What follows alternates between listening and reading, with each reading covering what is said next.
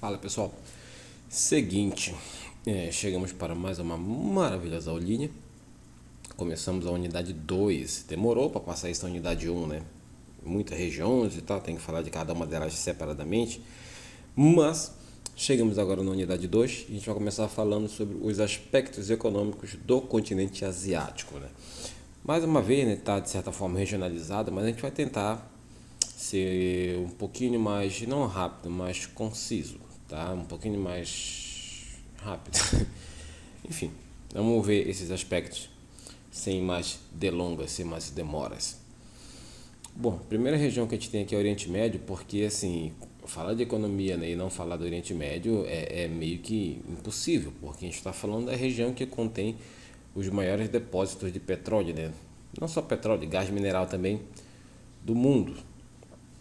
E é uma região que, por conta até desses recursos, né, já sofreu e sofre ainda vários conflitos, guerras, muitas mortes, muitas perdas, muita destruição, tudo em nome dessa riqueza, dessa sopa de dinossauro que está lá no subsolo dessa região e que até hoje desperta tanta cobiça, tanta ganância e tanta destruição e violência.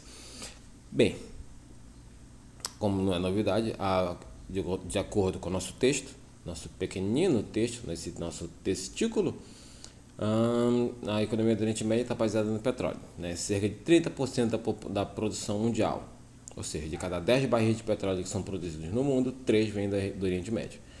É muita coisa, é quase metade, certo? E isso, claro, são dados da Educação Globo, da educação.globo.com.br. Vamos conseguir seguir em frente. E essa região do Golfo Pérsico, no caso, que é essa região que fica bem por aqui assim, a gente tem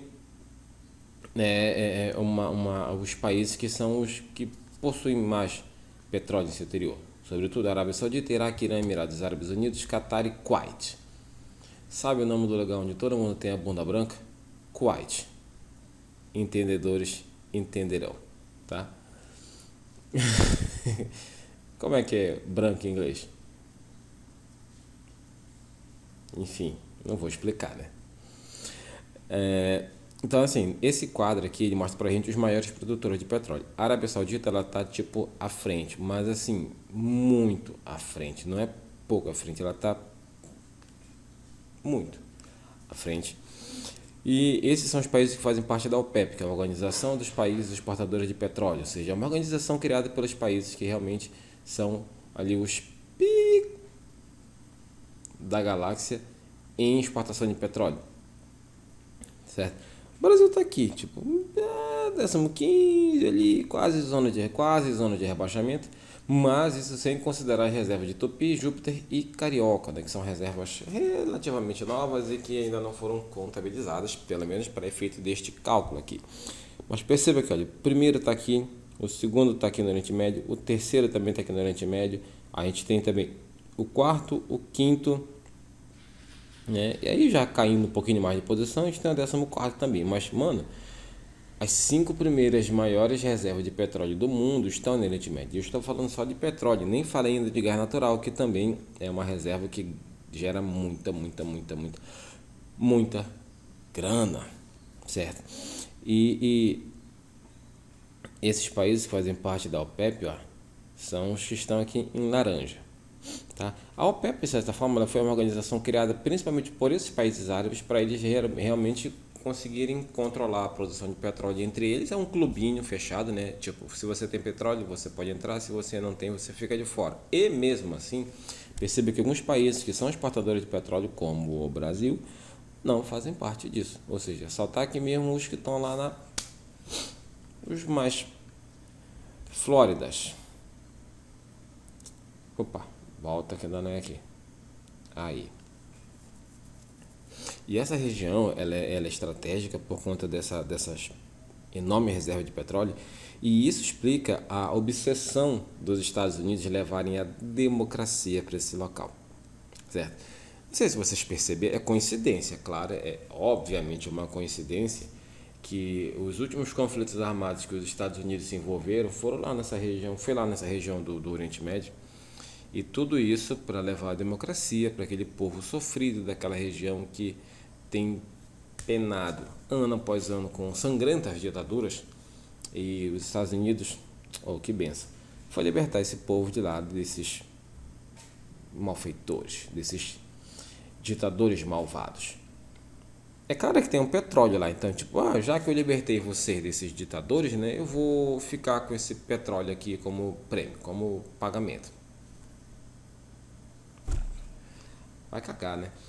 Então, assim, os Estados Unidos, eles invadem essa área aqui do Oriente Médio, e quando eu digo invadem é literalmente mesmo, certo? Eles ocupam essa região aqui, ocuparam um nome bonito até, né? Eles, sabe, eles entram aqui com tudo mesmo, para eles controlarem não apenas os poços de petróleo, mas também as rotas por onde esses poços, por onde esse petróleo é transportado, por onde o gás natural é transportado. Então, percebe que a gente tem uma área aqui de importância estratégica assim altíssima e que é alvo de disputa. Os Estados Unidos, eles estão o tempo todo ali, sabe, para levar a democracia, certo? E isso não é à toa. Então, quando vocês assistirem as notícias nos jornais, analisem com cuidado, não se deixem enganar, ok? Bosta, volta. Deixa eu ver. Tá aqui. Bom, tá falando aqui dos países que são os estão fazendo parte da OPEP, e também se destaca a produção agrícola. Agora sim, volta para cá. Então a gente tem nesse mapa aqui a ocupação rural do Oriente Médio e aqui a distribuição das atividades agrícolas. Perceba que a gente tem agricultura irrigada, não irrigada, criação extensiva, pecuária nômade, floresta, desertos e sem informação, tipo, não posso opinar. Essa região do Oriente Médio, é bom que se diga, ela é uma região majoritariamente de clima árido ou semiárido, ou seja, nós temos presença de desertos aqui e a vegetação ela não se desenvolve tanto assim como em outras regiões do mundo. Só que nós estamos falando hoje em dia de século XXI, né, de ano de 2020, um ano de merda por causa da pandemia, mas um ano que tem muita tecnologia pra gente já. Na verdade, para quem pode pagar por ela, né? E por conta disso, a gente tem o uso dessa tecnologia para fazer com que mesmo nessas áreas de clima árido, semiárido, de climas desérticos, de vegetação bem esparsa, né, e rala, a tecnologia faz com que ainda assim essas regiões possam produzir até de forma relativamente considerável para suprir as demandas das populações dessas regiões e até exportar, olha só, até exportar. Então, essas agriculturas aqui, irrigadas, no caso, são aquelas que vão se utilizar da água que vem ou do subterrâneo ou vem canalizada de outras regiões, justamente para regiões mais desérticas, mais secas, tá? Entre as culturas, né, produção de cítricos, no caso laranja, limão, lima, tem a lima da Pérsia, né, que é famosíssima. Não gostei muito, mas enfim, quem gosta, gosta, né? Oliva e uva, né? A região banhada pelo mar Mediterrâneo, no caso seria esta parte aqui, sobretudo aqui, Turquia, Síria, tá? Então, quase eu babei agora. Produção de tâmaras. Tem até a tâmara é um fruto que demora muito tempo para nascer a tâmara demora muito para dar fruto, na verdade. Vocês lembram daquele ditado, daquele provérbio, aquele ensinamento chinês que diz assim: um discípulo e seu mestre andavam pelo jardim e o discípulo falou: mestre, ontem eu reparei que o senhor estava plantando tâmaras. Mestre, o senhor já é idoso, o senhor já tem mais de 80 anos de idade. O senhor não planta tâmaras, o senhor planta tâmaras, mas o senhor, infelizmente, não vai viver o suficiente para chegar a colher essas tâmaras. Então, por que o senhor planta elas? Aí tem duas versões para esse provérbio, esse ensinamento. Uma diz assim: quem planta tâmaras não colhe tâmaras. Ou seja, eu vou fazer isso não por mim, mas para o bem que vai fazer para as outras pessoas. Uma atitude mais altruísta, mais, sabe, visando o bem maior. Que é muito bonitinho, mas sem graça pra cacete. Bacana mesmo. É outra que diz: olha, gafanhoto, o jardim é meu e eu planto o que eu quiser. Tá mal no teu pi, enfim. Mas, quanta bobagem. Essas são as regiões, as produções do Oriente Médio que mais se destacam. Sobretudo aqui nessa Península Arábica, no canal. Esta aqui é a Península Arábica. Ó. Isso aqui, ó, onde nós temos a Arábia Saudita, o Iêmen, Omã, Emirados Árabes Unidos, enfim, essa região aqui. Isto é uma península. Península, para quem não está ligado ainda, é uma extensão de terra que avança em direção ao mar. Certo? É como se você tivesse um bloco de terra ali e uma parte desse bloco avançasse em direção ao mar, assim, tipo do nada, tá? Diferentemente de muitos países da região, Israel conseguiu superar problemas relacionados às condições naturais investindo em tecnologia, como irrigação por gotejamento, dessalinização da água salgada. Vai tipo a porra. Dessalinização da água salgada, não, da água doce. Burro. E reaproveitamento da água, tá? Porra, dessalinização da água. Meu Deus do céu. Vamos lá. A pecuária é daquelas técnicas tradicionais. Quando eu digo pecuária, eu não estou nem eu não estou nem falando assim, do gado, né, do boi. Eu estou falando mais de outros rebanhos, ovelhas, cabras, carneiros, essas paradas aí. É aquela cultura aquela pecuária bem tradicional mesmo, onde você tem aqueles imensos rebanhos, os pastores e tal, levando esses rebanhos para comer o pasto, né? Em várias regiões. Nesse sentido também se destaca aí o nomadismo, né, onde as populações elas migram junto com os rebanhos, ou seja, à medida que os rebanhos vão se locomovendo no terreno para procurar novos pastos, esses pastores e suas famílias, né, levantam o acampamento também, eles moram em tendas, né, e vão, como eu disse, se deslocando junto com o rebanho, certo? Israel é disparado o país mais industrializado, é o mais rico de todos eles, assim, mais rico na seguinte situação, né? A renda per capita em Israel ela é melhor distribuída. A população tem uma distribuição de renda per capita. Israel tem uma distribuição de renda per capita mais equilibrada. A população de Israel ela consegue ter essa distribuição mais equitativa, por assim dizer.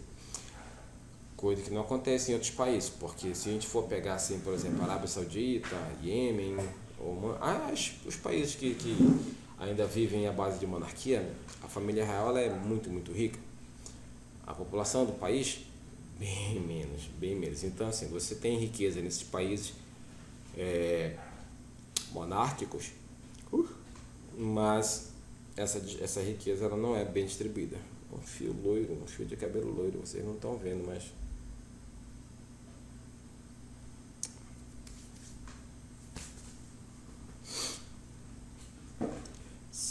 Isso aqui fica em Israel, uma industrial em Haifa, Israel. Pô, isso aqui é de usina, mano. Caraca. Perceba que o entorno, olha, paisagem desértica, tá? Desértica não, na verdade, uma paisagem árabe com uma vegetação bem ralinha, bem esparsa, mas mesmo assim a tecnologia, né, tá aí. E já que Israel é o país que mais se destaca pela tecnologia e se destaca por dois motivos. Um, por ser um país rico.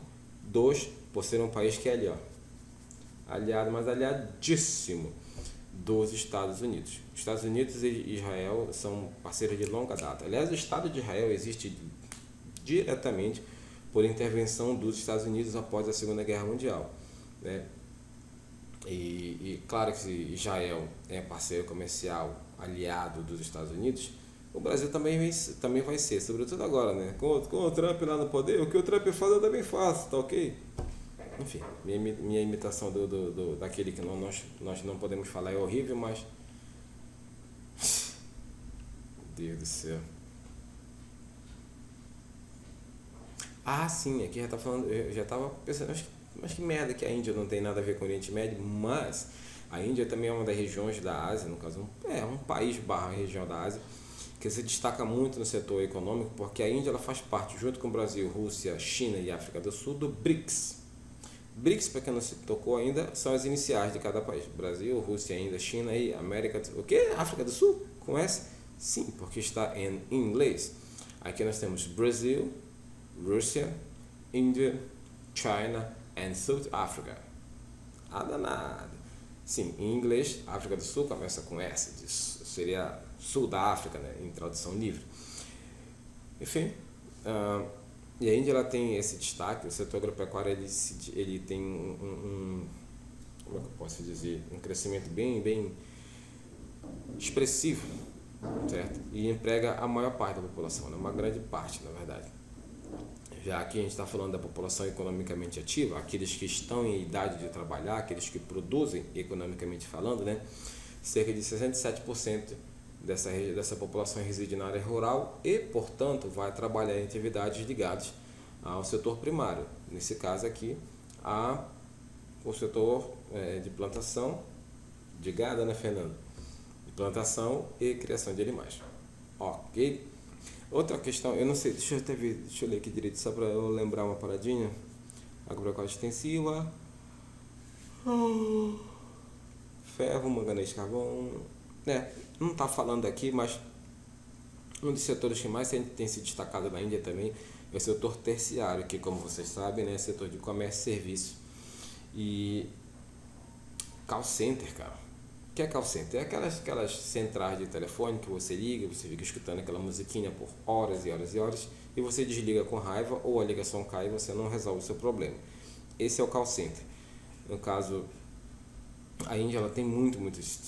Mano, não sei se ainda está assim, mas há até bem pouco tempo, as empresas de tecnologia, elas, sim, não da Índia, empresas de tecnologia de qualquer lugar do mundo, eles eles colocavam seus call centers para trabalhar na Índia, contratando indianos, né, por ser muito mais barato.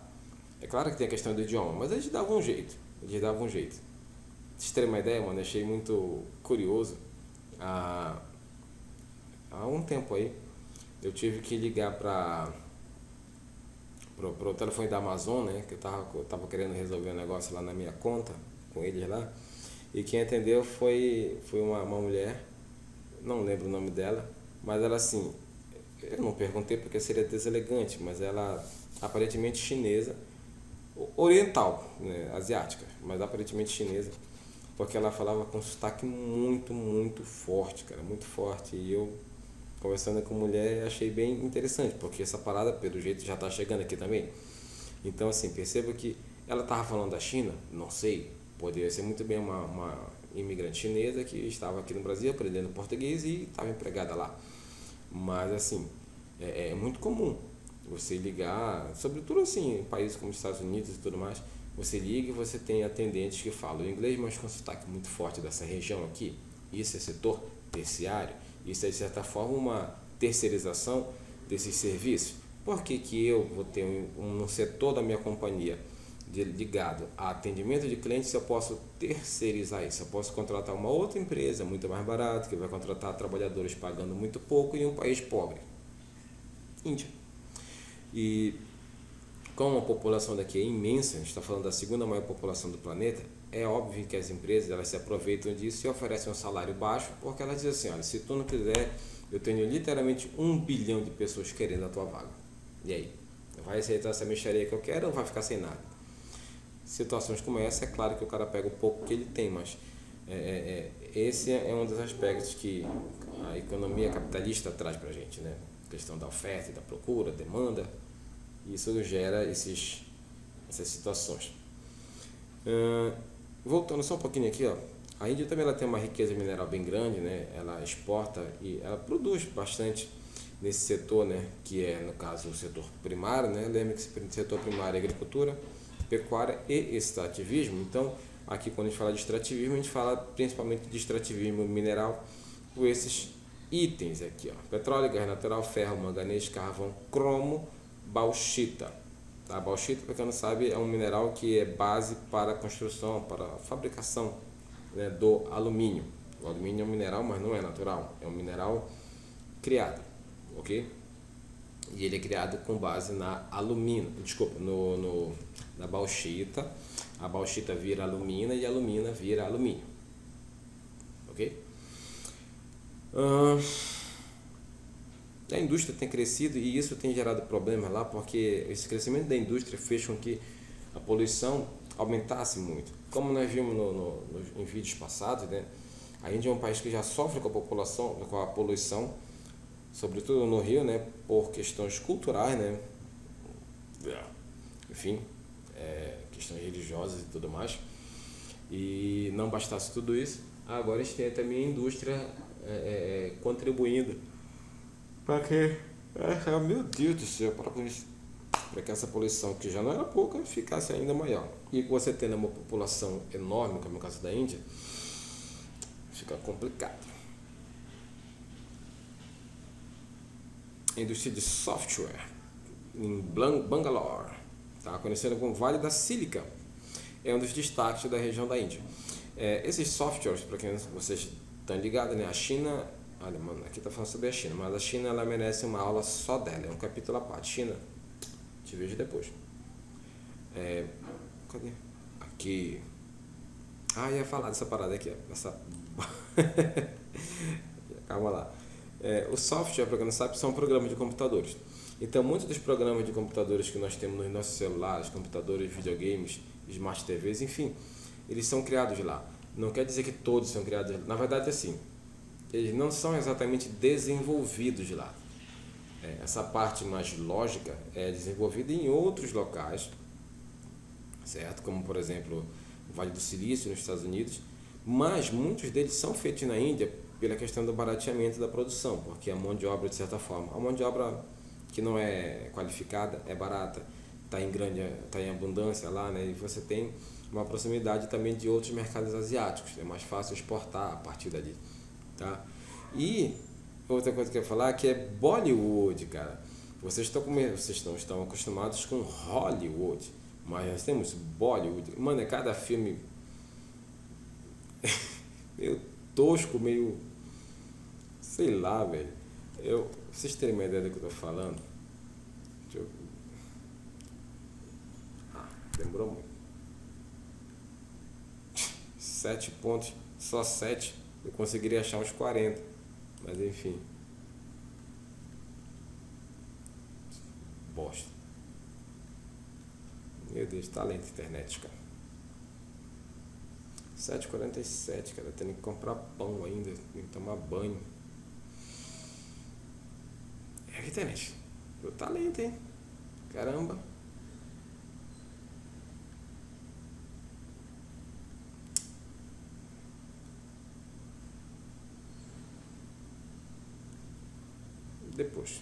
Depois eu vejo isso, porque agora eu sou premium. Danado. Não adianta nada com a internet desse jeito.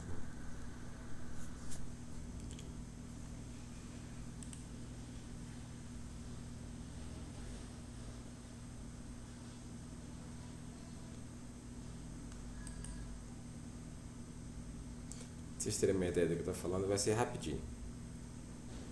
São 5 minutos, mas a gente não vai ver 5 minutos de cenas de Bollywood.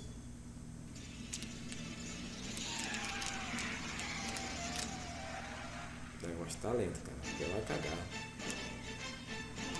Ih, porra. Que merda. Não,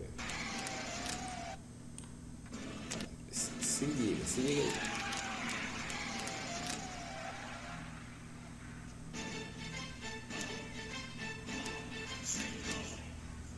E esse bigode, hein? Nada.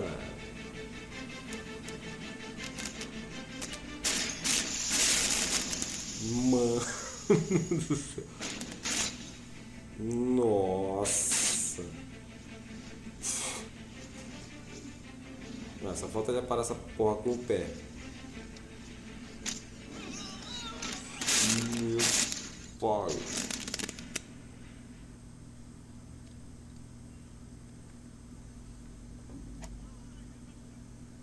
Não acabou. Só mais um.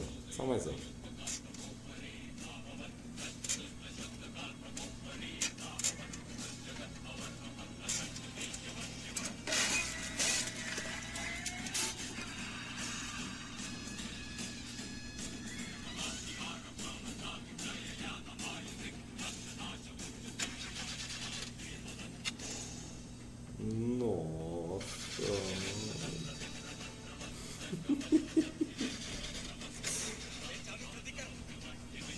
É muito ridículo, cara.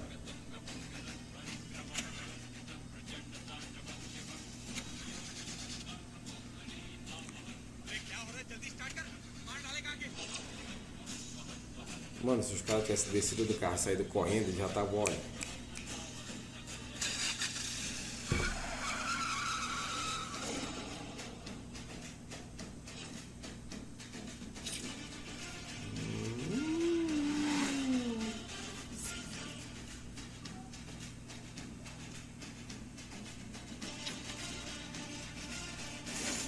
Pra que baixar o vidro? O cara tava longe pra cacete, entendeu? Ele já tá no lado do carro, né?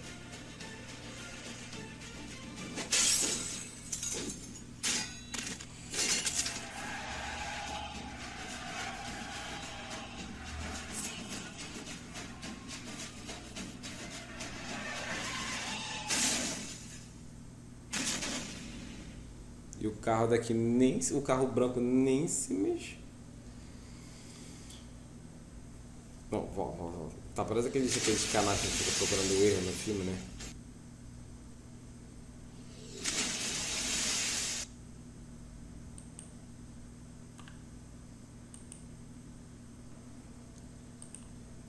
O carro branco nem amassou nada. Enfim, é só botar isso que vocês vão ver lá, tá? Bollywood, guardem esse nome. Voltando pra cá. Tá aqui ó, que eu falei, call center. Não tava falando naquela hora, mas tava falando aqui. Eu nem sabia disso. Oh. E por que na Índia eles têm essa fluência no inglês, né? Muita gente fala inglês lá. Porque a Índia foi um país colonizado por ingleses. Então, obviamente que os ingleses, ao se instalarem lá, eles também aplicaram o seu idioma, né? Eles colocaram também a cultura inglesa e o seu idioma lá como um dos fatores para consolidar a sua colonização. É por isso que hoje em dia alguns dos esportes mais praticados na Índia são de origem inglesa, né? Como o cricket, por exemplo, e badminton também. Além disso, até essa questão cultural na Índia, ela está muito forte ainda por causa dos ingleses, como por exemplo até na economia, porque as plantações de chá e o consumo de chá são também uma origem, uma herança da presença britânica nessa região. Então percebo que mesmo a Inglaterra estando fora da Índia já há um certo tempo, essa influência ela ainda se faz presente na economia com essa produção de chá, com outras práticas agrícolas voltadas ao que os ingleses faziam muito tempo atrás, e hoje com o call center, né, já que muita gente fala inglês lá, por conta dessa presença dos ingleses, beleza? Bem, como eu falei, o próximo setor, o próximo assunto já é a China, e a China merece um vídeo só para ela, né, porque tem muito que se falar e a gente não quer fazer um vídeo muito longo. Portanto, galerinha, ficamos por aqui, fiquem com as maravilhas de Bollywood e nos vemos na próxima. Beijinho e até depois.